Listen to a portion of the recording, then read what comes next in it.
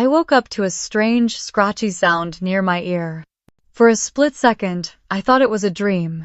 But then I felt it cold metal sliding across my scalp. I opened my eyes, and there she was. Karen, my stepmother, standing over me with electric clippers in her hand. Smiling. My hair thick, auburn waves was falling in chunks across my pillow. I reached up and touched my head, and what I felt wasn't just hair, it was skin. Patches of it. Uneven. Exposed. "What the hell are you doing?" I screamed, scrambling backward in my bed. She didn't flinch.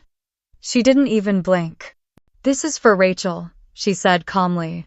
"You won't be ruining her big day by being you." Just hours before, I had hugged Rachel goodnight, thinking maybe, just maybe, we were starting to reconnect. It was the night before her wedding. We had talked like sisters again. I had even helped her steam hair dress. And now? She was gone. My phone was gone. My dignity? Stripped along with my identity. I ran to the bathroom, slammed the door, and looked in the mirror. What I saw didn't even feel human. Bald patches. Red skin.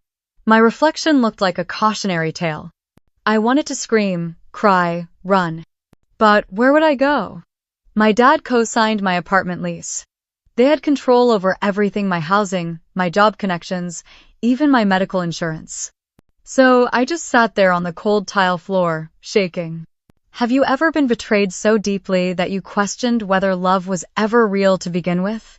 Because in that moment, I couldn't tell the difference between family and enemy. If you've ever been silenced or erased by your own family, stay. This story isn't just about revenge. It's about reclaiming the power they tried to cut away. Subscribe, and let's take this journey together. They always called Rachel the Golden One.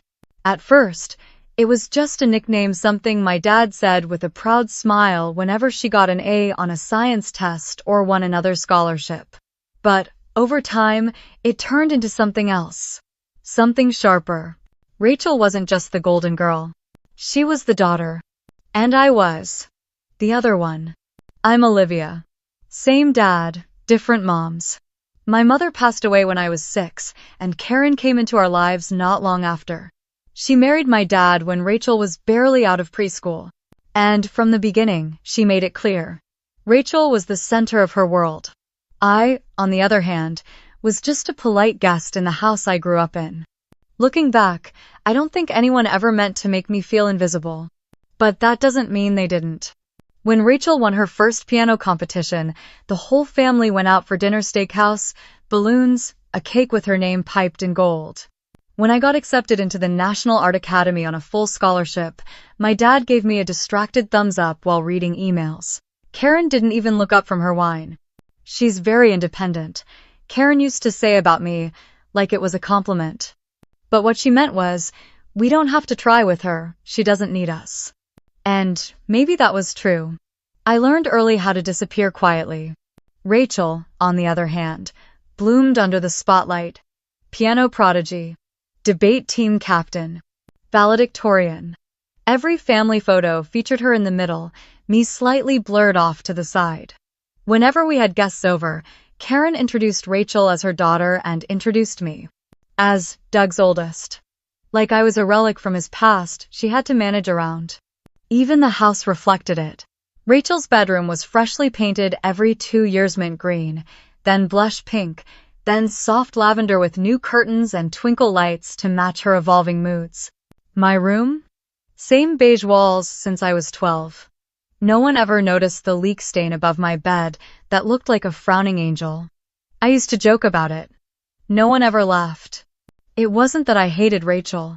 We had good moments when we were younger. Secret midnight cereal raids, laughing at Karen's weird Pinterest dinners. But as we got older, the gap widened. Not because of anything we said or did, but because of what was never allowed to grow. Every time I did something well, it was compared. Oh, that's nice, Olivia. But Rachel got a full ride to Stanford. Even my wins felt like failures next to her. And Rachel, she noticed. At first, I think she felt sorry for me. She used to include me in things, until Karen would pull her aside and whisper something. Then Rachel would retreat, back into her safe, golden bubble. Eventually, she stopped trying altogether, and I stopped expecting her to. I think the cruelest part wasn't being rejected outright. It was being treated like I didn't even register. Not enough to be resented, not enough to be loved, just background. Years of that do something to you. You start to measure your worth in whispers. You start to believe you only deserve the crumbs. But deep down, something in me always knew. I wasn't invisible. They just needed me to believe I was. And for a long time I did. 1 month after Rachel's fiancé, Tyler Whitmore, slipped a 3-carat diamond on her finger, our house stopped feeling like a home and turned into a production studio. Every room buzzed with vendors, planners, and florists, each carrying clipboards thicker than phone books. They spoke in a language of soft blush palettes and signature cocktail activations, and Karen orchestrated them all with the brisk precision of an air traffic controller. The first casualty was the dining room. Overnight, the mahogany table disappeared beneath swatches of Italian silk, rows of china, and towering binders labeled Wedding Master File. Mom, sorry. Karen set up a whiteboard that tracked tasks in color codes: green for accomplished, yellow for pending, red for Olivia. Why isn't this done yet? I stood there one Tuesday morning watching the chaos, clutching my lukewarm coffee like a shield. A planner with a headset brushed past. "Excuse me, you must be Rachel's cousin. Could you sign for these candles?" "I'm her sister," I corrected, too softly for her to hear. She was already gone. That became a theme, existing in her room but being edited out of the script. Rachel floated through it all like a celebrity on a press tour, always smiling, rarely blinking, forgetting little details because someone else would catch them. If glitter could grow legs and talk about guest list logistics, it would look exactly like my sister did in those weeks. One afternoon, she waltzed into my room, unchanged beige walls and all holding swatches of bridesmaid fabrics. "I picked a color I thought you'd love," she chirped, handing me a bolt of gray so pale it bordered on hospital linen. "Is everyone else wearing this?" I asked. "Not exactly," she said, twirling a rose gold sample between her fingers. "But yours will be unique." End of from unique. Code for blend into the background. I nodded, pretending it didn't sting. Karen entered behind her, tape measure draped around her neck like a general sash. "Sweetheart," she told me, "we ordered your dress a size larger, more comfortable, less chance of alterations, delays." She delivered the line with a smile that didn't reach her eyes, the kind of smile that says you should thank me for deciding what's best for you. Invitations became the next battlefield. My degree in graphic design made me the obvious choice to design them, but the final proofs returned unrecognizable. Karen had shifted fonts, lightened my color scheme, and replaced the delicate monogram with Rachel's full initials in a 15-point gold foil. "It pops more this way," she said when I stared at the revised proof. "It shouts," I replied. She laughed lightly. "Exactly. We can't have whispers on a day this important. Plus A2. Tyler's family old money Newport Beach stock visited twice to approve venue layouts. They loved my minimalist welcome signs but never knew I made them. Karen introduced them as pieces our stylist found on Etsy.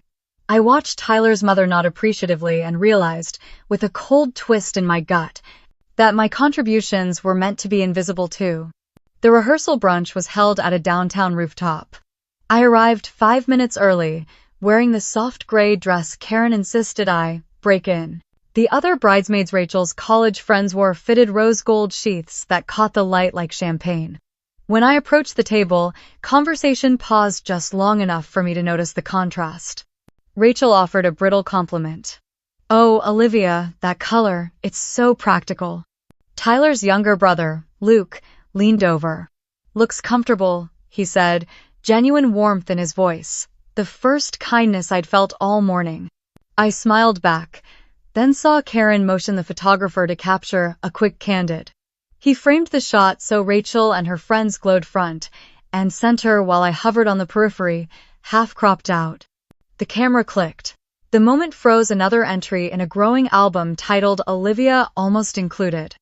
As the brunch ended, Karen pulled me aside near the elevators. I know you have a big heart, she began, smoothing a non-existent wrinkle on my sleeve. But remember whose wedding this is. Let Rachel shine. I'm not trying to. Good. She cut in, squeezing my arm just a shade too hard. Keep it that way.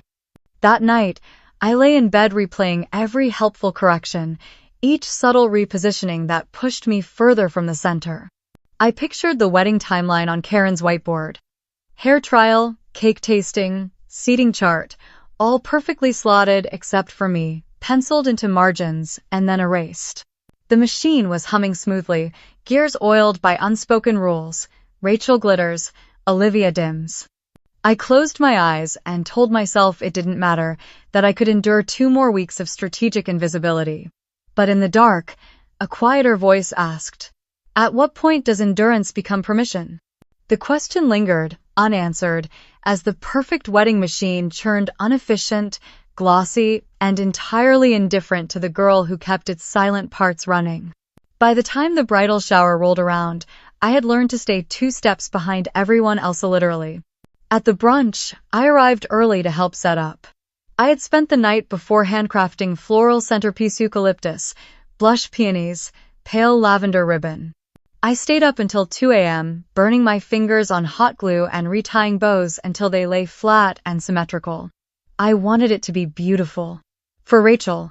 For once, I wanted to feel like part of it. When the guests walked in, their reactions were instant. Oh my God, this is stunning. Who did the arrangements? Karen chimed in before I could speak.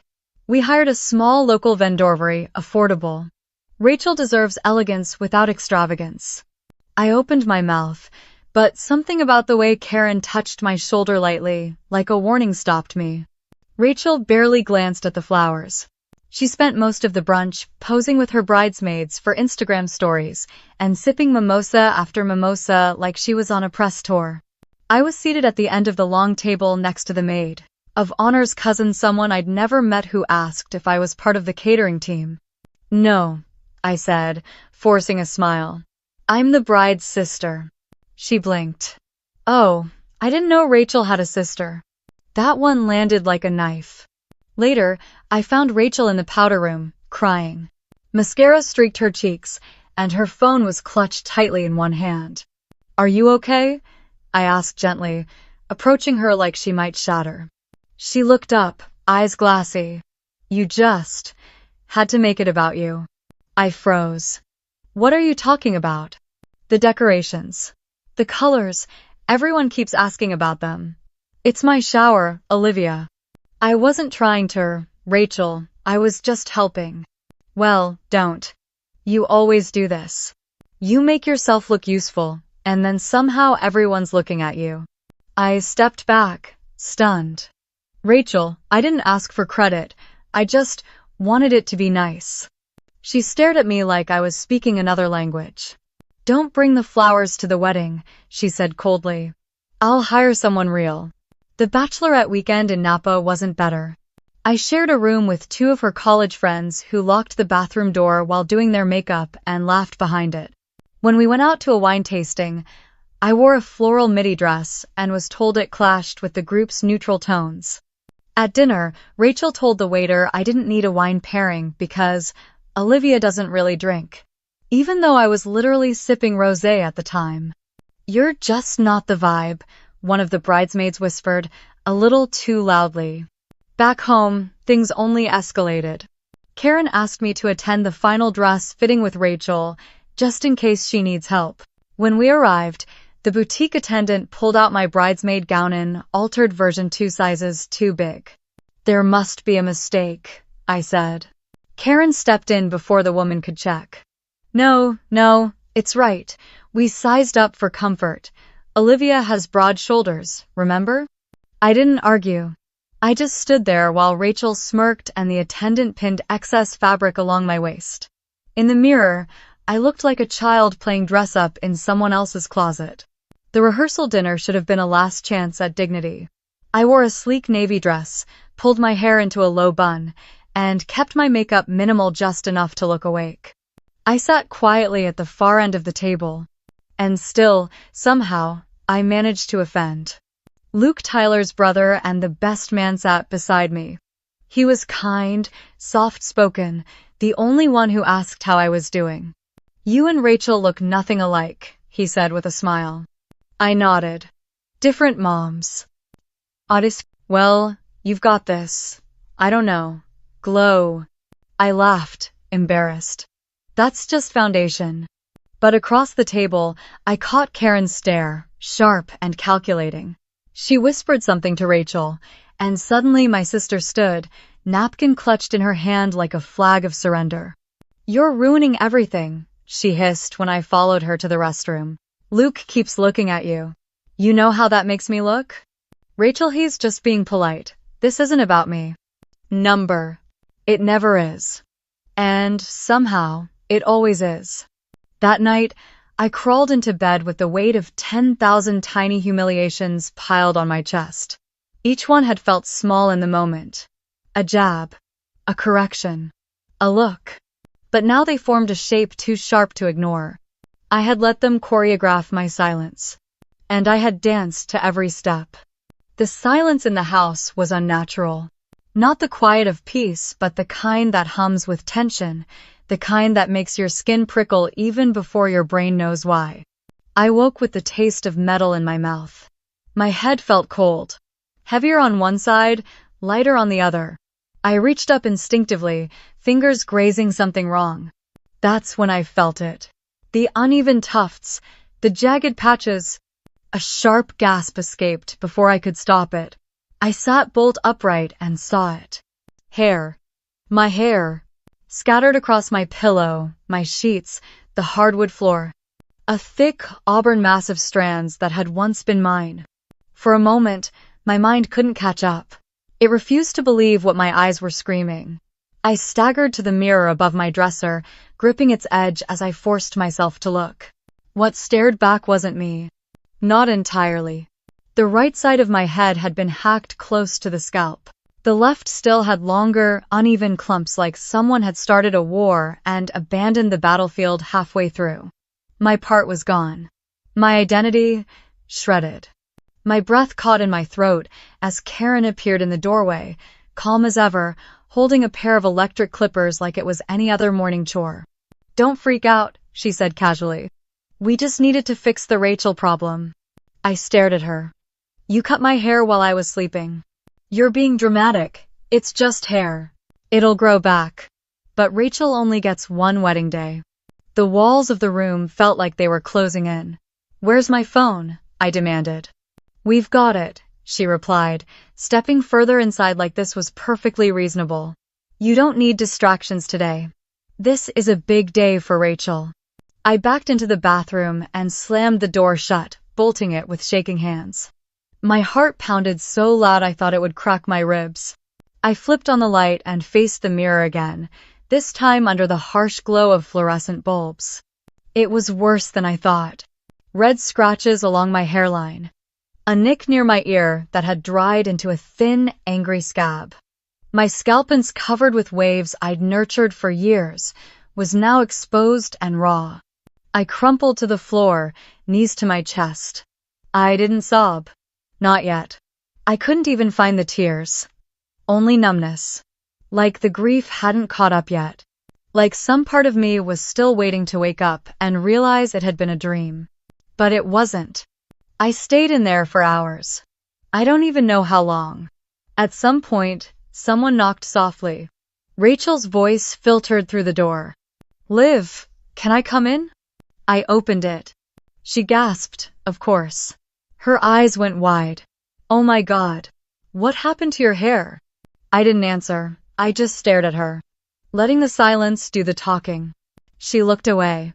"Well," she said, after a beat. "Maybe it's for the best. You always did get a lot of attention for your hair." That was it. That was all I needed to hear. She knew. Maybe not the whole plan, maybe not the scissors. But she knew something would be done. Something to ensure I didn't shine too brightly. I took a deep breath. "I'm not coming to your wedding." Her smile vanished. You have to. If you don't show up, Dad said he's cutting off everything. The lease, your insurance, everything. He blinked. You're threatening me. On your wedding day. I'm reminding you, she said flatly. This is bigger than your feelings. This is about family. Family. Funny how that word only seems to matter when they want something.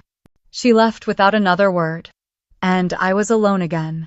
Alone with the echo of clippers. With the strands of hair still tangled in my sheets. With the knowledge that the people who should have protected me had violated me in my sleep and expected me to smile through it. I wasn't angry yet. But something inside me had started to crack. And what seeped through that crack wasn't sadness anymore. It was steel. The wedding day arrived, wrapped in sunlight and irony. The Whitmore Estate Chapel looked like it had been plucked from a bridal magazine. White stone walls, stained glass windows glowing soft pink and gold. String quartet warming up outside. Guests gliding across cobblestone like swans in pastel silk. And me? I stood in the bridal suite bathroom, staring at the stranger in the mirror. The emergency haircut, if you could even call it that, had turned my scalp massacre into a jagged pixie cut that clung awkwardly to my temples. The stylist had done her best. She looked like she wanted to cry while she snipped, whispering, I'm so sorry. I don't know who did this to you, but it wasn't an accident. I didn't answer her. I just stared at my reflection and nodded once when she was done. Karen had decided I would wear the bridesmaid dress, as is still 2 sizes too big. It gives a soft drape, she chirped, smoothing fabric that hung off my shoulders like deflated wings. When the makeup artist tried to do something bold with my face contour, lashes, a pop of lip, Karen stepped in with surgical precision. Natural, please. Just a little powder. We don't want anything too attention-grabbing. The result? I looked like a shadow. Pale, quiet, and unfinished. Perfectly invisible. When we arrived at the chapel, I could feel the shift. The stares. Some curious, some pitying. I walked in with the other bridesmaids, and the hush was almost audible. People knew something had happened, but not the story. Not yet. That's when Rachel made her move. Just before the ceremony, as guests were being seated, I overheard her speaking to a group of college friends. Poor Liv, she sighed. She had a bit of an episode last night. She cut off her own hair. Stress, I think. We're all just trying to support her. One of them gasped. She what? It's been hard, Rachel continued, dropping her voice just enough to sound concerned but loud enough that 2 feet away could hear every word. She's always had a complicated relationship with attention. I gripped the edge of the pew, digging my nails into the wood. The ceremony itself was a blur. The music swelled. Rachel walked down the aisle glowing like a diamond. Karen dabbed fake tears from her eyes. Tyler stood tall at the altar, his family glowing with pride. I stood stiffly with the other bridesmaids, my bouquet trembling in my hands. The photographer kept nudging me to the far edge of every frame. In one group shot, someone gently suggested, maybe Olivia can sit in front for this one. And in another, let's just get a few with immediate family first. Translation. Let's get a few without her. I smiled through it. The brittle, practiced smile of someone who knew how to endure without reacting. But inside, I was unraveling. At the reception, things only got worse. The seating chart had placed me at a table near the exit table 14, sandwiched between a +1 who didn't speak English and Rachel's old piano instructor. Everyone else was near the dance floor, near the lights. And the whispers? They weren't whispers anymore. Karen, to a distant cousin. It's sad, really. Olivia's always had emotional flare-ups. We hoped she'd hold it together today. My dad, to a business partner.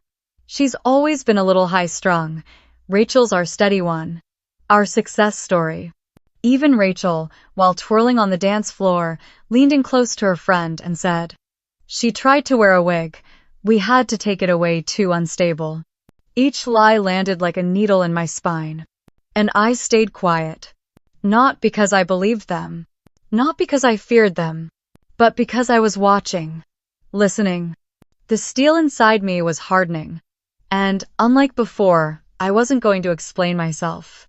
I wasn't going to beg for space in a photo album that was never meant to include me.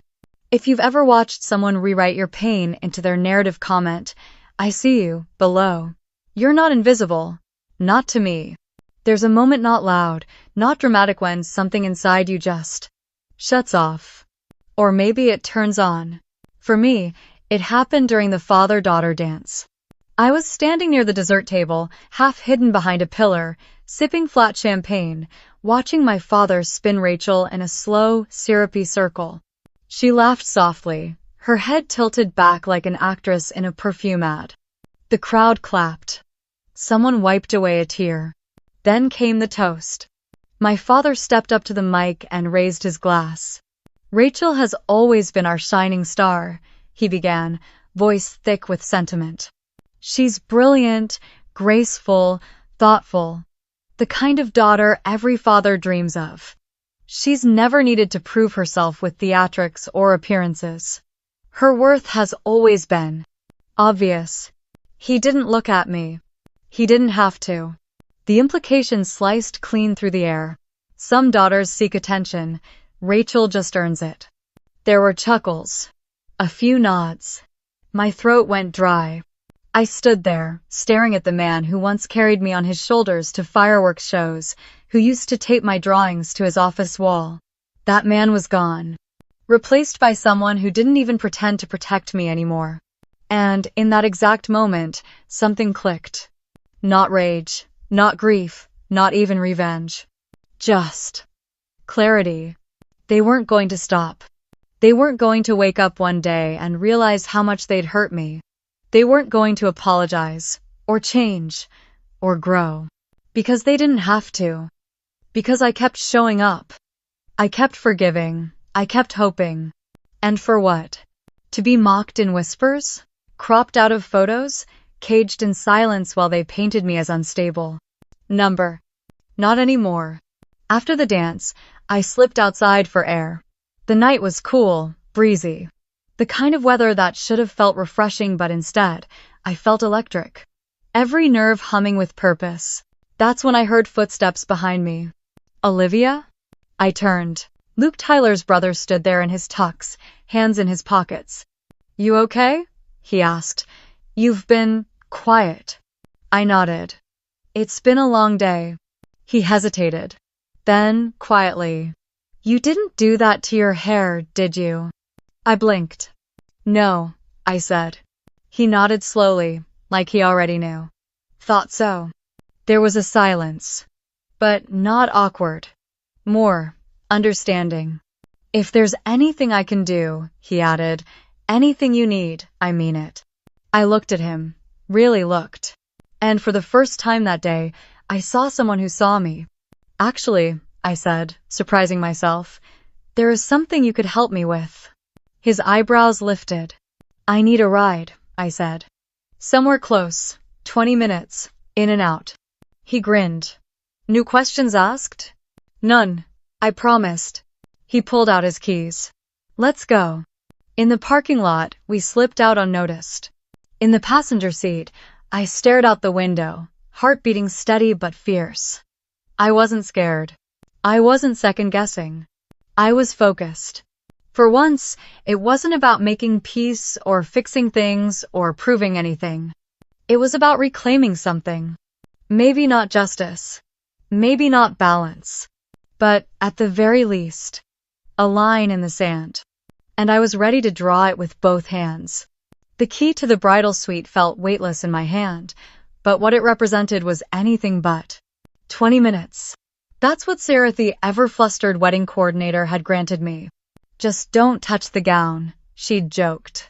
"And whatever you do, don't leave lipstick on the champagne flutes." I smiled sweetly and nodded, clutching the silver master key like a lifeline. The suite was perched on the top floor of the estate's guest wing. Grand, polished, staged for Instagram. A wall of ivory roses framed the king-sized bed. Rachel's monogram was embroidered into the pillows. Her silk robe hung on a gold hanger inscribed with Mrs. Whitmore. Even the air smelled expensive white tea and something faintly floral. It should have made me feel small, but instead, I felt calm, controlled, focused. I locked the door behind me and exhaled. Time to work. The first target, lingerie. A delicately folded set of white lace from some French boutique, still with the tags tucked beneath. I slipped on gloves because I had thought this through and retrieved a small vial from my clutch. Clear, odorless, completely invisible once dry. Itching powder solution, purchased in a nondescript bottle at a specialty shop in town. I treated the fabric with care, brushing it lightly along the seams and inner lining. Not enough to cause damage, just enough to spark discomfort that would build slowly, steadily, through the night. Second target, the bed. Beneath the silky duvet, I applied the solution to the inner sheets in quick, practiced strokes. Neck level, thigh level, back of the knees. All the places that make sleep impossible when something starts to itch. I replaced everything exactly as I'd found it. Next, her travel wardrobe. I unzipped the monogrammed suitcase beside the vanity and carefully selected pieces. A few swimsuits. Sleepwear. One linen dress I knew she'd bragged about on Instagram stories. Each one received a light, even coating. Finally, I reached into the pocket of my dress and pulled out the second phase, a manila envelope with counterfeit flight confirmations. They looked identical to the original except for one thing. The departure time was listed as 1:45 p.m. instead of the real 10:15 a.m. flight. Enough of a delay to create panic without triggering airline suspicion. I tucked the envelope neatly into their honeymoon folder, slipped a note inside that read, "From all of us who love you, enjoy paradise," and sealed it with a sticker that matched the wedding theme. There was no malice in my movements. No rage. Just precision. I wasn't trying to destroy anything. I wasn't even trying to ruin her wedding. I just wanted her to feel it. That creeping sense of confusion. The itch you can't explain. The panic when plans don't go according to script. The quiet unraveling that begins when control slips through your fingers. Because that's what they had done to me. Over and over. For years. They called it family. I called it erasure. I checked the time 17 minutes in. With my final moments, I placed a tiny wireless camera behind a decorative floral arrangement, angled just enough to catch reactions, not intimacy. I wasn't looking for scandal. I was collecting truth. Proof. A mirror to hold up later, if I ever needed it. I glanced around one last time. Everything looked untouched. Pristine. Unbothered. Just like Rachel. I slipped out, locked the door behind me, and returned the key to Sarah with a polite thank you. She smiled. I won't say a word. And I believed her. Because women like us, we recognize each other. The ones who've had to decorate the prison and pretend it's a palace. The ones who smile while everyone else applauds, never knowing who paid the real price for the perfection on display. I walked back toward the reception hall, heart steady. Let the machine keep spinning. I had just adjusted the settings. It started at 2:17 a.m. My phone buzzed on the hotel nightstand, lighting up the room with a soft glow.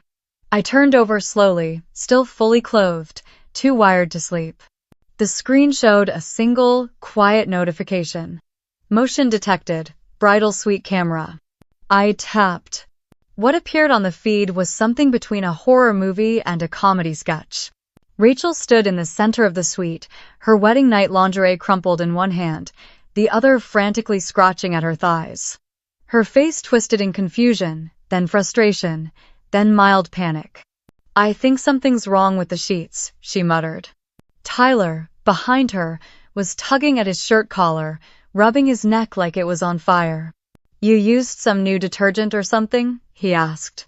Rachel ignored him, still twisting and pacing, red splotches already blooming across her skin.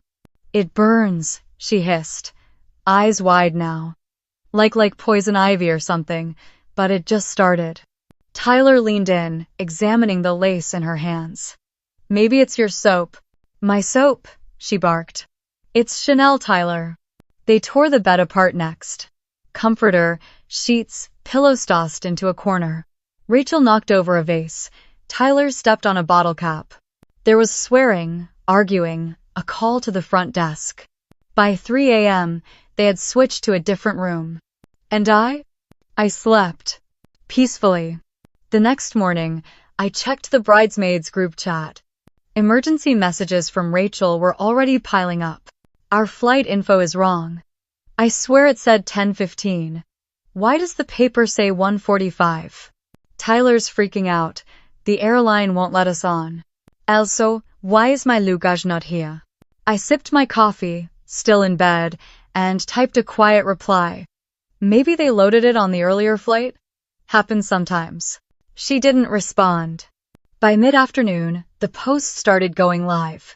Because you see, while Rachel was reeling from itchy skin and airline chaos, her carefully curated Instagram was rolling out a new kind of chaos zone she hadn't scheduled. Unflattering bridal photos, slight double chins, blurry mid-blink expressions, close-ups from bad angles. All of them edited with warm filters and hashtags like #bridelife and #sorry, not sorry. Each post was auto-scheduled, each caption written in her usual tone, but just off enough to spark confusion. Feeling like the most flawless bride in the zip code. Sorry to everyone else. Reminder. Not everyone can pull off white. Or monogamy. Friends started messaging. Some concerned. Some amused. A few blunt. Girl, are you okay? Did someone hack you? You posted the same pic twice, with different captions. What's going on? You usually don't do this. I watched it unfold like a conductor watching her orchestra hit every dissonant note in perfect rhythm. Meanwhile, Rachel and Tyler finally arrived in Maldives hours late, luggage delayed, still scratching. She posted a filtered beach photo with a forced smile and a caption that read, "Blissed out," but her shoulders were stiff, and if you zoomed in close enough, the mascara wasn't waterproof. And that was the beauty of it all. I didn't need to scream. Or accuse. Or explain. The unraveling didn't happen in one dramatic explosion. It happened in layers. One rash. One missed flight. One perfectly timed, perfectly awful Instagram post. I hadn't taken anything from her. I'd simply let her own reflection do the work. And the mirror? It was finally honest. By day 3 of the honeymoon, the ripple effects had turned into waves. Rachel's Instagram was a battlefield. The polished facade she'd spent years constructing was cracking. One friend commented, "Are you okay? This doesn't sound like you." Another asked publicly, "Wait, didn't you say you hated that dress last year?" She tried to take the posts down, but the damage had already spread, screenshotted, shared, reposted. People were noticing the inconsistencies, the tone, the vanity, the self-congratulating captions that felt more like parodies than celebrations. Meanwhile, back home, people were whispering. But not about me. They were whispering about them. It started small. A florist mentioned to a mutual friend how odd it was that Rachel's sister looked so different on the wedding day. A makeup artist shared with someone at a networking event that she wasn't allowed to glam up one bridesmaid. And then Marina, the hairstylist. She told the truth. Not to the press. Not online. Just in casual conversations with other clients. But in a family like mine, casual whispers travel faster than fire. Soon, texts started flooding in. Is it true what happened to you that morning? Did someone actually cut your hair while you were sleeping? I always thought Karen had control issues, but this? I didn't confirm anything. I didn't have to. Silence has a way of letting people fill in the blanks with more honesty than words ever could. 10 days in, I got a call from my dad. Straight to voicemail. "Olivia, we need to talk. This gossip is getting out of hand. People are saying very damaging things about our family. We need to align our messaging before this spirals." Align our messaging? Like this was a PR crisis, and not something they'd done. Then came Karen's voicemail. "Syrupy sweet. Sweetheart, I think there's been a misunderstanding. We need to present a united front. You know how people love to twist things. United front. Against me, apparently. I didn't answer. I didn't text back. Instead, I booked a table at a neutral cafe downtown and sent a one-line email. If you want to speak in person, we can meet. 1 hour. No cameras. No games. They showed up on time, both of them. Dad in his golf jacket. Karen in pearls. They looked tired, not just physically but reputationally. Like they had just discovered that not everyone would believe their version of the story forever. We just want this to die down, my dad began, skipping pleasantries. Karen nodded. People are starting to ask questions. Tyler's family is embarrassed. Rachel's boss saw the Instagram posts and... I didn't write those posts, I said, calm. They looked at each other, relief flashing briefly in Karen's eyes. So you were hacked? She asked. I tilted my head. Number, I said I didn't write them. I never said who did. My father's jaw clenched. Karen leaned in. Olivia, what do you want? I looked at them both, finally letting the silence sit heavy between us. I want boundaries, I said. Permanent ones. My dad scoffed. So you're just going to cut off your family? I met his eyes. You already did. The night you watched someone violate me in my sleep and said nothing. He opened his mouth, closed it again. I stood. I'm moving. My lease ends next month. I'm not telling you where I go. I'm not giving you access to my job, my landlord, my life.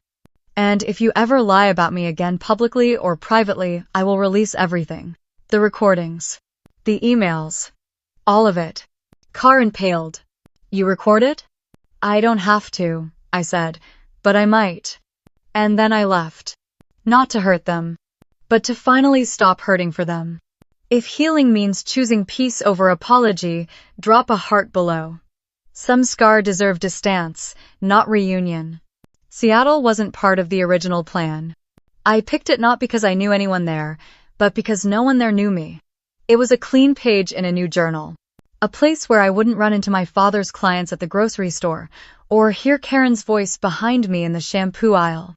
Where Rachel didn't exist in framed photos on cafe bulletin boards. My new apartment was small, tucked into a quiet corner of Capitol Hill, with creaky hardwood floors and windows that let in just enough fog to make mornings feel like soft beginnings. On my first night, I stood on the tiny balcony with a cheap mug of chamomile tea and watched the ferries cross Puget Sound in silence. I didn't post a photo. I didn't tell anyone I'd arrived. I just was. And for the first time in years, that felt like enough. My new job wasn't glamorous, but it was mine. A mid-sized design agency that appreciated quiet competence over pedigree. No one asked where I went to college. No one cared that my sister married into old money. They cared that I met deadlines and took feedback without defensiveness. 3 weeks in, my manager left a sticky note on my monitor. Your work on the Renner project? Subtle brilliance. It was the smallest compliment. It nearly made me cry. I started therapy. Found a woman named Leslie through a local trauma-informed practice. At our first session, I told her everything in one breathless monologue: the hair, the lies, the silence, the photo poses I was always cropped out of. She didn't interrupt. When I finally stopped, she said only one thing. That wasn't dysfunction, Olivia, that was abuse. And you survived it. Hearing the word abuse was like someone finally turning on a light in a room I'd been sitting in for decades. I built slow friendships. Real ones. With people who didn't need me to shrink to fit their spotlight. There was Leanna, who ran a bookstore and made tea by instinct. And Marcus, an illustrator who talked more to his dog than to people but somehow always noticed when I was having a bad day. I didn't tell them everything. I didn't have to. They met me where I was not who I used to be or who someone else said I should be. That alone was healing. Luke called, a month after I moved. I know this is random, he said, but I'm in Seattle for work next week. Would you want to grab coffee? I paused. Not because I didn't want to see him, but because I wanted to say yes for the right reasons. I'd like that, I said finally. And I meant it. We met at a corner cafe. He looked tired but grounded, wearing the same quiet smile he'd given me the night I asked him for a ride. "You look different," he said, sipping his drink. I nodded. "I feel different." We talked for 2 hours. Not about Rachel, or the wedding, or the fallout. Just about music. And books. And how it feels to finally breathe again after years of holding your breath. As we stood to leave, he said, "You know, when you disappeared from the reception, I had this feeling that you weren't running away. You were rewriting the ending." I smiled. Maybe. Or just starting a new story. He didn't press for more. And that's what made it safe. In Seattle, the shadows didn't follow me. Because I stopped walking in circles around them. I chose rooms where I didn't have to shrink. Conversations that didn't require translation. And people who didn't flinch when I took up space. Turns out, when you stop chasing the version of you they invented, you get to meet the version they tried to erase. And she's worth knowing. The day I got married, there were no fireworks. No signature cocktails, no 12-tier cake shipped overnight from New York. There was no white tent with gold trim. No drone hovering over a rose-covered arch. No Pinterest board turned reality. But there was a breeze. There was soft light spilling through the trees. There was music, real music, played by a jazz trio that Luke found on a sidewalk in Pike Place. And there were faces. Warm, honest faces of people who loved me, not because they had to, but because they chose to. We got married by the water, beneath a cedar that had stood longer than any of our family trees. 23 guests. No assigned seating. No plus ones we didn't know. Just friends, laughter, and the steady hum of something real. I wore a dress I found at a vintage shop tucked between a bakery and a record store. It didn't sparkle. It didn't need to. It fit like it was made for the version of me that no longer flinched at her reflection. My hair had grown into a soft, shoulder-length cut, simple, strong, and entirely mine. Luke looked at me the way no one in my family ever had, with awe, but not ownership. "You nervous?" he asked, straightening his tie. He shook my head. "No, just aware." Aware of what? That this is the first promise I've ever made in front of people who see me clearly. I nodded, quiet. That was always his strength. He never filled silence just to avoid it. There was no maid of honor. But Leanna gave a toast that made me cry. "Some weddings are about performance," she said, raising her glass. "This one is about peace, about choosing love without permission or applause." And for the first time, I didn't brace myself when people looked at me. I didn't wonder what version of me they were seeing. I already knew. My parents didn't come. Rachel didn't send a gift. But a week before the wedding, I got an email from Karen. Long, rambling, hesitant. It included phrases like "deeply regret" and "not expecting forgiveness." And this. "I thought controlling your appearance would protect Rachel's day, but I see now I was trying to control you too. I failed both of you." I read it twice. Then again. And I replied, not with anger, not with closure, but with honesty. "Thank you for acknowledging the harm. That's a start. But my peace no longer depends on your growth." She didn't respond. That was okay. Some people stay in the past. I had no interest in dragging them into my future. After the ceremony, we all walked to the shore, shoes in hand, laughing as the tide kissed our ankles. Luke and I didn't cut a cake. We broke bread. Literally. From the bakery down the street. Still warm. Still messy. Still perfect. No one posted anything online. No one asked what my sister was doing. Or why my father wasn't there. Because this wasn't their wedding. This was mine. That night, I sat on our tiny balcony, new ring glinting under soft lamplight, and thought about everything that had led me here. The scissors. The silence. The shame. But also, the strength. Because while they tried to cut me down, all they did was prune what no longer served me. And I grew. If you've ever had to build a life from the ashes of someone else's expectations, don't apologize. You're not broken. You're rebuilding. like, share, and remember, family should lift you up, not cut you down.